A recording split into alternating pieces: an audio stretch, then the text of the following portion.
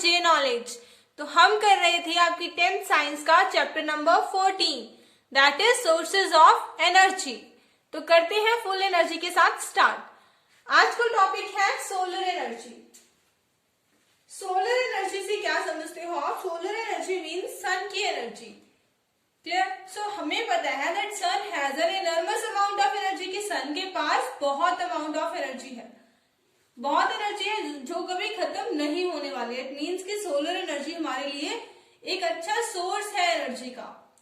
सो सबसे पहले हमें पता होना चाहिए सिंपल मॉडल सोलर एनर्जी का, जैसे कि सोलर कुकर।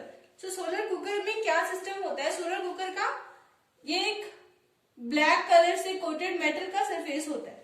ठीक, तो ब्लैक सरफेस क्यों है? क्योंकि जो ब्लैक कलर है वो मोर हीट एब्जॉर्ब कर सकता है, वो ज्यादा हीट एब्जॉर्ब कर सकता है, इसलिए इसको अंदर से और बाहर से ब्लैक कलर से पेंट किया जाता है।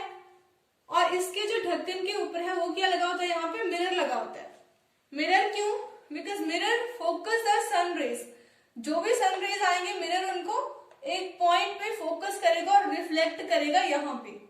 क्लियर? जिससे इसका टेम्परेचर क्या होगा? राइज करेगा, बढ़ेगा। और इसे पूरे को कवर किया जाता है ग्लास प्लेट से। ग्लास प्लेट हमें पता है कि ग्रीन हाउस का काम करती है। एक ग्लास के अंदर जितनी भी रेज आ जाती है वो बाहर नहीं जा पाती। क्लियर? जिससे कि उसके अंदर का जो टेम्परेचर होता है वो बढ़ जाता है, इसीलिए इसे ग्लास प्लेट से कवर करते हैं। लेकिन इसकी भी कुछ लिमिटेशंस हैं। क्या? वो ये कि इसे दिन में सिर्फ कुछ ही टाइम पे यूज किया जा सकता है, जब धूप बहुत तेज होती है। क्लियर? रात में इसे यूज नहीं कर सकते, या कभी रेनी डे हो, बादलों वाला दिन हो, तो भी इसे यूज नहीं किया जा सकता। क्लियर? सो नेक्स्ट देखते हैं सोलर एनर्जी में और क्या क्या चीज है जो हम यूज कर सकते हैं। Next is solar cell. अब सोलर सेल क्या होते हैं? सोलर पैनल्स तो आपने सभी ने देखे होंगे ना, लगे हुए खेतों में लगे होते हैं। तो सोलर सेल में क्या होता है? It convert solar energy into electrical energy. यह सोलर एनर्जी को, सूर्य की एनर्जी को किस में कन्वर्ट करता है? इलेक्ट्रिसिटी में या फिर इलेक्ट्रिकल एनर्जी में कन्वर्ट करता है। तो जब एक सिंगल सोलर सेल को देखा गया, सूर्य की धूप में रखकर, सन की धूप में रखकर देखा गया, तो क्या देखा गया कि वो 0.7 वॉट ऑफ इलेक्ट्रिसिटी प्रोड्यूस कर रहा है। एक सिंगल सेल कितनी इलेक्ट्रिसिटी प्रोड्यूस करता है? 0.7 वॉट। लेकिन अगर हम ऐसे ही कई सारे सेल्स को कंबाइन कर दें, कई सारे अलग अलग छोटे छोटे सेल्स को कंबाइन करके एक सोलर पैनल बना ले, तो वो इतनी सफिशिएंट एनर्जी देते हैं जिससे कि इलेक्ट्रिसिटी प्रैक्टिकल यूज में लाई जा सकती है। So a large number of solar cells are combined in an arrangement called solar cell panel that can deliver enough electricity for practical use, जो प्रैक्टिकल यूज के लिए इनफ इलेक्ट्रिसिटी देते हैं। अब इनके कुछ एडवांटेजेस देखते हैं, मींस इनके फायदे क्या है। पहला फायदा कि जो सन की एनर्जी है वो कभी भी खत्म नहीं होने वाली है। सेकंड है no moving parts require little maintenance. इसमें कोई भी मूविंग पार्ट्स नहीं होते और इसकी मेंटेनेंस भी बहुत कम करनी पड़ती है हमें। Clear? Second, can be set up in remote areas, और इनको हम रिमोट एरियाज में भी लगा सकते हैं। रिमोट एरियाज वो एरियाज होते हैं, ऐसे पहाड़ी इलाके जहां पर पावर लाइंस लेके जाना हमारे लिए कमर्शियली संभव नहीं है, कि अगर हम वहां तक पावर लाइन से इलेक्ट्रिसिटी लेके जाएंगे तो बहुत खर्चा आएगा और वो पॉसिबल भी नहीं है। तो वहां पर भी सोलर सेल पैनल्स लगाए जा सकते हैं, क्योंकि धूप तो हर जगह होती है। Clear? So can be set up in remote areas in which laying of power transmission line is not commercially viable. Clear? अब इनके कुछ लिमिटेशंस देखेंगे हम कि जो सोलर सेल पैनल्स होते हैं उनकी लिमिटेशंस क्या है। वैसे तो इनके बहुत फायदे हैं, लेकिन फिर भी इनकी कुछ ना कुछ लिमिटेशन है, क्योंकि कोई भी चीज कभी परफेक्ट नहीं होती, हर एक की कुछ ना कुछ लिमिटेशंस तो होती ही है। फर्स्ट लिमिटेशन है made up of special grade silicone. ये सोलर सेल्स किससे बने होते हैं? सिलिकॉन से बने होते हैं। और सिलिकॉन हमारी धरती पे वैसे तो बहुत ज्यादा मात्रा में मिलता है, लेकिन जो सिलिकॉन इन्हें बनाने में यूज होता है ना, वो एक स्पेशल ग्रेड का सिलिकॉन होता है, जिसकी अमाउंट क्या है? लिमिटेड है, जिसकी अमाउंट बहुत कम है। और इसी की वजह से क्या है? यह बहुत कॉस्टली बनते हैं, इतने सस्ते नहीं बनते हैं कि हर घर में इसे यूज किया जा सके। और ऊपर से इसमें हमने देखा कि अलग अलग क्या है, सोलर सेल्स हैं जिनको आपस में कनेक्ट किया गया है। इनको कनेक्ट करने के लिए सिल्वर की वायर्स यूज होती है, और सिल्वर की वायर भी इसमें कॉस्ट ऐड कर देती है, तो और महंगा हो गया सिस्टम। एंड थर्ड लिमिटेशन है, not used at every place and every time. हर जगह पे नहीं यूज कर सकते और हर टाइम नहीं यूज कर सकते, क्योंकि जहां पर जिस एरियाज में जो धूप है वो कम आती है, ज्यादा टाइम सर्दी का मौसम रहता है, वहां इन्हें यूज नहीं किया जा सकता। और रेनी सीजन में जब ज्यादा टाइम तक धूप नहीं निकलती, विंटर सीजन में, तभी भी इनका यूज कम हो जाता है। क्लियर? सो ये क्या है, इनकी लिमिटेशंस है। Energy from the sea, sea mean समुद्र। अब सी से हम एनर्जी किस किस फॉर्म में ले सकते हैं उसके बारे में देखना है। सो फर्स्ट है टाइडल एनर्जी। टाइडल मीन्स जो टाइड्स बनती हैं, समुद्र में बड़ी बड़ी लहरें उठती हैं जिन्हें हम टाइड्स बोलते हैं। सो टाइड्स बनती क्यों है, बड़ी बड़ी जो बड़ी टाइड्स होती हैं ऐसे ऐसे बिल्कुल ऐसे, वो क्यों बनती हैं? Due to gravitational pull of moon on the earth. अब जो मून है वो हमारी अर्थ के ऊपर कुछ ग्रेविटेशनल पुल लगाता है, जिससे समुद्र का जो पानी है, सी लेवल है, वो राइज करता है और फॉल करता है। जब ग्रेविटेशनल पुल ज्यादा होता है तो सी का पानी क्या करता है, राइज करता है, जिससे क्या बनती है, हाई टाइड बनती है। और जब ग्रेविटेशनल पुल कम हो जाता है तो वही पानी नीचे आ जाता है, जिससे क्या बनती है, लो टाइड बनती है।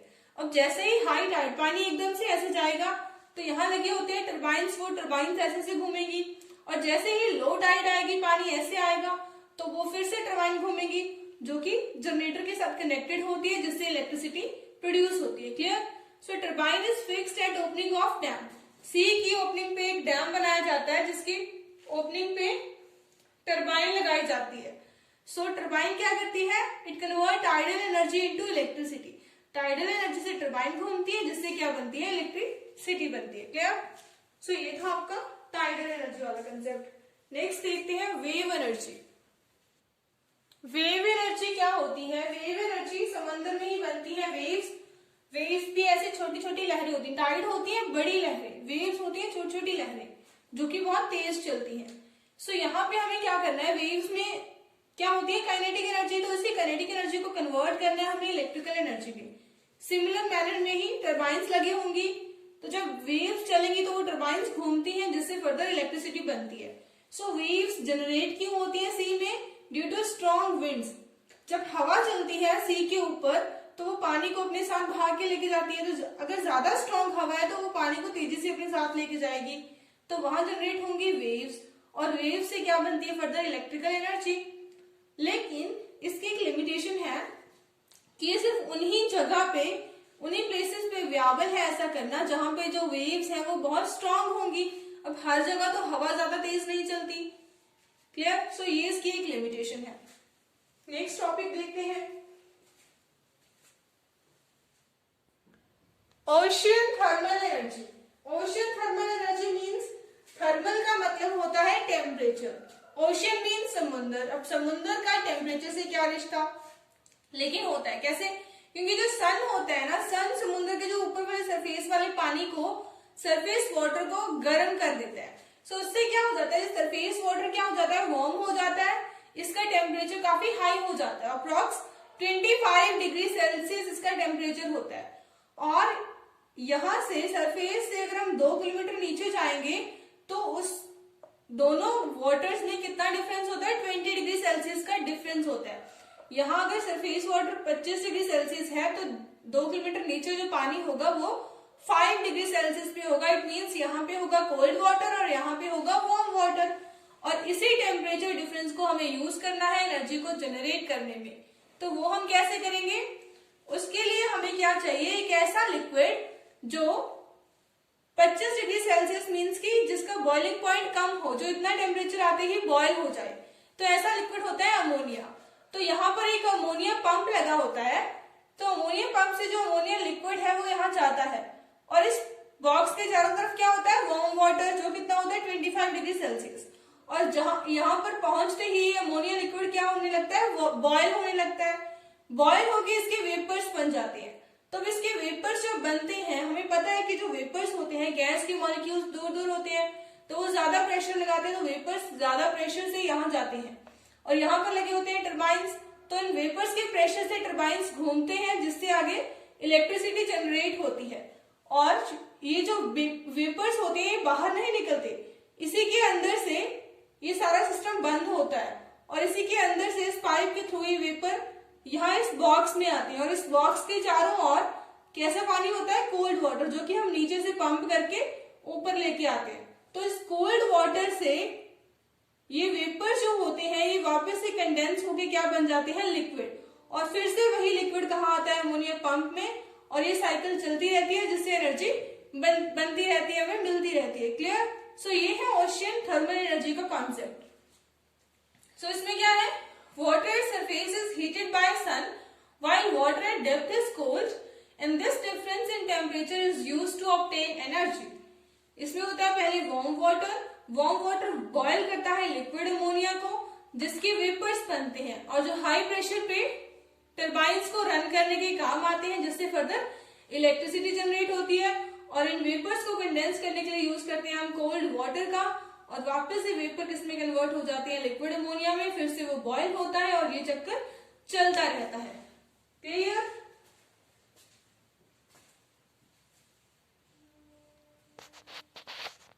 Next is nuclear energy.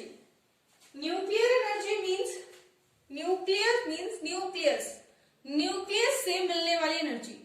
तो अब न्यूक्लियस कहाँ होता है, न्यूक्लियस होता है किसी भी एटम के अंदर। हमने पढ़ा हुआ है कि एक एटम है, एटम के हर एक एटम के सेंटर में एक न्यूक्लियस होता है, लेकिन यहाँ पे जो न्यूक्लियस चाहिए हमें वो एक पर्टिकुलर एटम का चाहिए। किसके एटम का बताते हैं आपको। तो न्यूक्लियर एनर्जी मीन्स न्यूक्लियस से मिलने वाली एनर्जी। कैसे मिलेगी? सो ये एक ऐसा प्रोसेस है, in a process called nuclear fusion. तो हमें यहाँ पर बात जिस प्रोसेस की करनी है उसका नाम है न्यूक्लियर फ्यूजन। न्यूक्लियर फ्यूजन होता है, एक न्यूक्लियर फ्यूजन होता है। सो यहाँ फ्यूजन का मतलब है टूटना। क्लियर? फ्यूजन मीन्स टूटना। न्यूक्लियर फ्यूजन किसका? Nucleus of heavy atom. Heavy atoms जैसे कि यूरेनियम, प्लूटोनियम और थोरियम, उनके जो न्यूक्लियस होते हैं जब उनको बम्बार्ड किया जाता है, when bombard with low energy neutron can be split into lighter nuclei and tremendous amount of energy is released in this process. तो क्या बोला है इस डेफिनेशन में, यूरेनियम, प्लूटोनियम एंड थोरियम ये क्या होते हैं, हेवी एटम्स होते हैं। हेवी एटम का न्यूक्लियस जो है उसको जब हम किससे टकराते हैं, एक न्यूट्रॉन से, एक लाइटर न्यूट्रॉन से वो टकराता है, तो वो क्या हो जाता है, डिवाइड हो जाता है दो में। वो न्यूक्लियस फर्दर दो में टूट जाता है। तो यहाँ बोला गया है कि जो दो ये बनते हैं, दो न्यूक्लियस टूटने के बाद इन दोनों का अगर हम जोड़कर मास देखेंगे तो वो इससे कम होगा। वैसे तो होना यही चाहिए था कि इससे टूट के बना है तो दोनों का मास इसके इक्वल होता, लेकिन यहाँ ऐसा नहीं होता, इनका मास कुछ ना कुछ कम हो जाएगा। और जो मास कम हुआ है वो किसमें कन्वर्ट हो जाएगा, बहुत सारी एनर्जी जो उसमें रिलीज होती है उसमें कन्वर्ट हो जाएगा।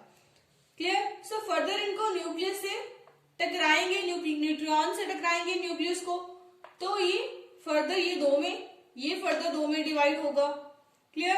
ऐसे ही इनको फर्दर न्यूट्रॉन से टकराएंगे तो ये आगे आगे डिवाइड होते जाएंगे। चेन रिएक्शन है, कभी रुकती नहीं है, तो ये खुद से नहीं रुकती है, इसीलिए इसे कंट्रोल करना पड़ता है न्यूक्लियर रिएक्टर्स में। तो बहुत सारी एनर्जी रिलीज होती है। अब एनर्जी इतनी सारी रिलीज होती है, यह हमें आइंस्टीन की इक्वेशन से पता लग सकता है। आइंस्टीन की इक्वेशन क्या कहती है, E is equals to mc square. So E is equal to mc square, मतलब ये जो m है वो क्या है, डिक्रीज्ड मास, कि इसका जितना मास था और प्लस करके इनका जितना मास आया है, तो माइनस करेंगे जितना कम हुआ है मास वो यहाँ पे m है। तो अगर थोड़ा सा भी कम हुआ है, वैसे थोड़ा सा ही कम होता है, तो थोड़ा सा मास भी इसको मल्टीप्लाई किसके साथ कर रहे हैं हम, c स्क्वायर। c क्या है, स्पीड ऑफ लाइट, और कितनी होती है आप सबको पता है, स्पीड ऑफ लाइट होती है 3 × 10⁻⁻⁸। इतनी ज्यादा अमाउंट, इसके साथ अगर हम थोड़ी सी भी मास को मल्टीप्लाई करेंगे तो बहुत ज्यादा एनर्जी बनती है, तो इतनी ज्यादा अमाउंट ऑफ एनर्जी रिलीज होती है। अब न्यूक्लियर रिएक्टर्स में इसे कैसे यूज किया जाता है, वही सेम प्रोसेस। इस एनर्जी से हम क्या करते हैं, हीट की फॉर्म में मिलती है, तो इस हीट से जो न्यूक्लियर रिएक्टर होता है वहां पे कोई ना कोई लिक्विड को बॉयल करते हैं। उस बॉयल किए हुए लिक्विड से क्या बनते हैं? वेपर। वेपर से चलती है टरबाइन्स और टरबाइन से बनती है आपकी इलेक्ट्रिसिटी। तो हमने ये देखा कि एक छोटे से एटम के न्यूक्लियस से कितनी ज्यादा अमाउंट ऑफ एनर्जी हमें मिल सकती है। तो इन फ्यूचर न्यूक्लियर एनर्जी हमारे बहुत काम की है अगर उसे सही तरीके से, सही टेक्नोलॉजी से यूज किया जाए, क्योंकि इसके लिमिटेशंस काफी हैं। क्लियर?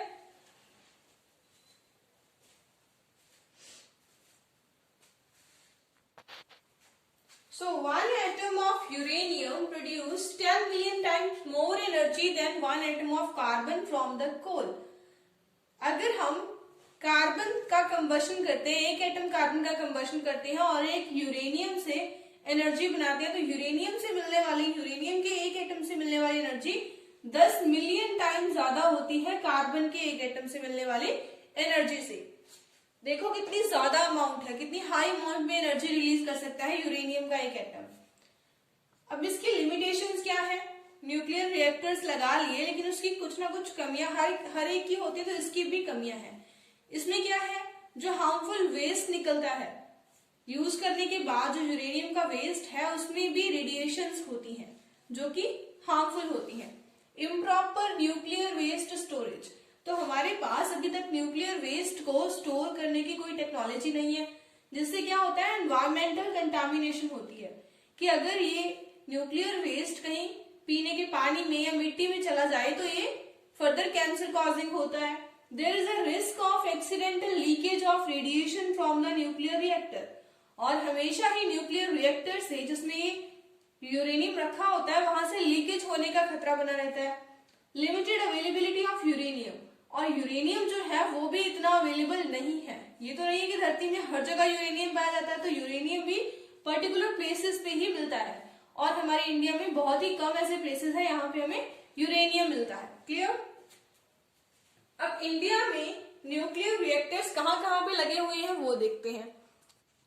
सो इंडिया में ये सारे न्यूक्लियर पावर रिएक्टर्स है, कहाँ कहाँ पे है वो देखते हैं।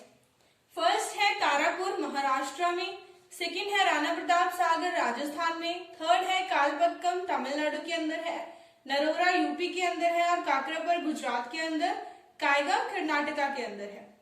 सो ये 6 न्यूक्लियर पावर रिएक्टर्स लगे हुए हैं हमारी कंट्री में। इंस्टॉल्ड कैपेसिटी कितनी है? इंस्टॉल्ड कैपेसिटी मींस कि जो इंडिया में टोटल इलेक्ट्रिसिटी जनरेट होती है उनमें से कितना % इलेक्ट्रिसिटी हम न्यूक्लियर पावर रिएक्टर से ले रहे हैं। तो we have 3% of total electricity generation of our country. तो 3% कॉन्ट्रीब्यूशन किसका है? न्यूक्लियर पावर रिएक्टर्स का है। तो यहाँ पे आपके खत्म हो गए सारे एनर्जी के सोर्सेस। तो जाते जाते एक कॉन्सेप्ट रह गया न्यूक्लियर फ्यूजन का, तो वो भी सीख लेते हैं, छोड़ना क्यों है। क्या आपने कभी सोचा है कि जो सन है, हम कहते हैं ना कि सन आने वाली मिलियंस ईयर्स तक भी हमें एनर्जी देता रहेगा, तो सन को एनर्जी कहाँ से मिलती है? सन कैसे हमेशा ही लाइट देता रहता है? ऐसा क्या होता है सन के अंदर जो उसमें से कभी लाइट खत्म ही नहीं होती, उसकी एनर्जी कभी खत्म ही नहीं होती? ऐसा कौन सा प्रोसेस है? तो वो यहाँ पे जिसकी हम बात करने वाले हैं वो ही प्रोसेस होता है सन के अंदर एनर्जी के लिए, न्यूक्लियर फ्यूजन। तो न्यूक्लियर फ्यूजन क्या होता है? फ्यूजन मतलब जुड़ना, तो 2 न्यूक्लियस का आपस में जुड़ के एक और न्यूक्लियस बनाना। Joining of lighter nuclei to make the heavier nucleus, 2 हल्के न्यूक्लियस का जुड़कर एक हैवी न्यूक्लियस को बनाना, इसी को हम क्या बोलते हैं? न्यूक्लियर फ्यूजन बोलते हैं। जनरली हम इसमें क्या यूज करते हैं? हाइड्रोजन फ्यूज होते हैं और क्या बनता है? हीलियम बनता है। तो सन के अंदर भी हाइड्रोजन एटम्स आपस में मिलते हैं और हीलियम के एटम्स बनते हैं, और जब हाइड्रोजन एटम कंबाइन करते हैं तो बहुत ही ज्यादा अमाउंट में क्या रिलीज होती है? एनर्जी रिलीज होती है। लेकिन हाइड्रोजन को कंबाइन करवाना इतना आसान नहीं है। इसके लिए हमें क्या चाहिए? मिलियंस डिग्री ऑफ टेम्परेचर चाहिए और मिलियन पास्कल ऑफ प्रेशर चाहिए। बहुत हाई टेम्परेचर और हाई प्रेशर के अंदर ही ये दोनों आपस में कंबाइन करेंगे और बहुत ज्यादा अमाउंट में एनर्जी रिलीज होगी। क्लियर? सो हाइड्रोजन बॉम्ब आपने सुना होगा ना, हाइड्रोजन बॉम्ब। तो हाइड्रोजन बॉम्ब के अंदर भी सिमिलर कॉन्सेप्ट होता है वहां पर। तो वहां पे आप बोलोगे कि वहां कैसे हाइड्रोजन फ्यूज करते हैं, फिर वहां फ्यूजन कैसे होती है। तो वहां पर वो फ्यूजन के लिए ना उस एटम, उस बॉम्ब के अंदर वो क्या रखते हैं, यूरेनियम रखते हैं। हमने बात की थी ना कि यूरेनियम को जब न्यूट्रॉन से टकराएंगे तो उसमें बहुत लार्ज अमाउंट में एनर्जी रिलीज होती है। वो चेन प्रोसेस है कि आगे की आगे वो एनर्जी ज्यादा होती जाती है, अनकंट्रोल्ड रिएक्शन होती है, चेन रिएक्शन होती है। तो उसी से इन हाइड्रोजन्स को आपस में जुड़ने के लिए टेम्परेचर और प्रेशर मिलता है, जिसकी वजह से हिरोशिमा और नागासाकी जैसे टाउन्स जापान के तबाह हो गए थे, क्योंकि ये बहुत हाई अमाउंट में एनर्जी रिलीज करते हैं। तो साइंस ऐसे ये आशीर्वाद भी है और अभिशाप भी है ना। क्लियर। सो यहाँ खत्म होता है आपका ये chapter sources of energy. I hope कि आपको अच्छे से समझ आया होगा, और अगर सच्ची में अच्छे से समझ आया तो प्लीज चैनल को शेयर करो, सब्सक्राइब करो, and thank you so much for watching.